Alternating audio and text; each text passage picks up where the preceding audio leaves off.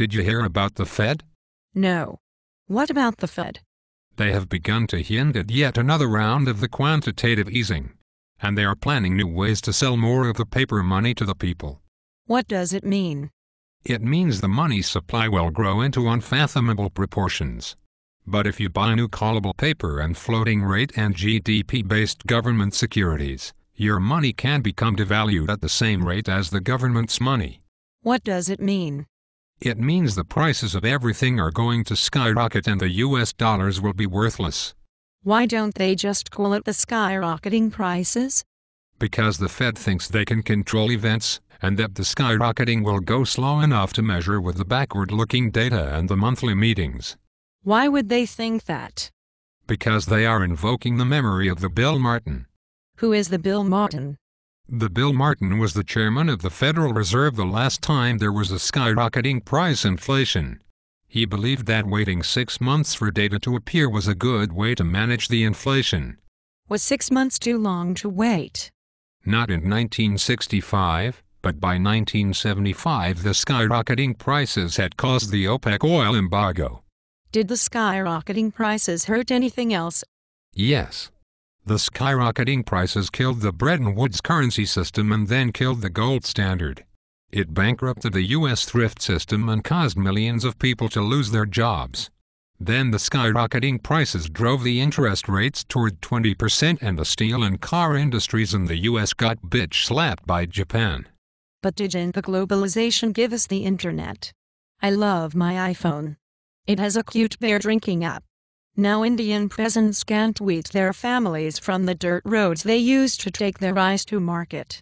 Wasn't all that inflation good for global progress? Yes. And we also got the internet bubble, which destroyed real wealth and jobs and turned the world into tweeting solipsis. Gleeping Judas freaking Priest, the Pogues are selling Soabarus on CNN. Now there is nothing to anchor your paper money against. The Congress can keep spending as much as it wants into existence from thin air, making every dollar less valuable because more and more dollars chase after the same amount of the stuff. But the iPhone is cheaper now. Yes. But so is your house, your children's future, and your dollars. But food, fuel, risky stocks, everything made of cotton or metal and savings accounts are becoming too expensive for anyone but the rich. Certainly the Ben Bernanke does not intentionally mean to ruin all the dollars. The Ben Bernanke is doing exactly what the Bill Martin did. He is waiting too long to raise interest rates, and using monetary policy to make presidents and senators happy, because they think the inflation will cause the unemployment to go down. The Bill Martin does not sound like such a bad guy. He was not a bad guy. He just thought being liked was more important than saving the country from trade wars and eventual serfdom. That is too bad for the Ben Bernanke. He doesn't even get to have anyone like him. No. Even the Obama does not like him. That is another thing he has in common with the Bill Martin. They both worked for presidents who thought that the printing money forever would not hurt anyone. It hasn't hurt me. Look, a fail whale. Don't you see? Your fancy Apple toys are turning you into a boring idiot.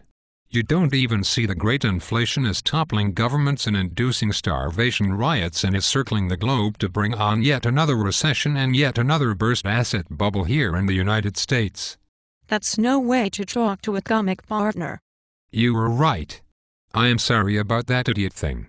Anyway, if I just buy callable and floating rate and GDP-linked government securities, why do I care if my iPhone costs $1 million if I have $10 million from the skyrocketing inflation?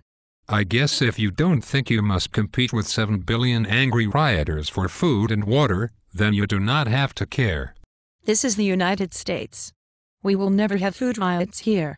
We are rich and powerful. Whatever you say. I have to go and buy rice and wheat and gold and gasoline now. Before the Obama and the McConnell and the Boehner and the Geithner and the Clinton ruin the world economy and begin the rationing. What is the rationing? Ask one of your followers to tweet you about it. Or consider looking it up in one of those dead tree book thingies.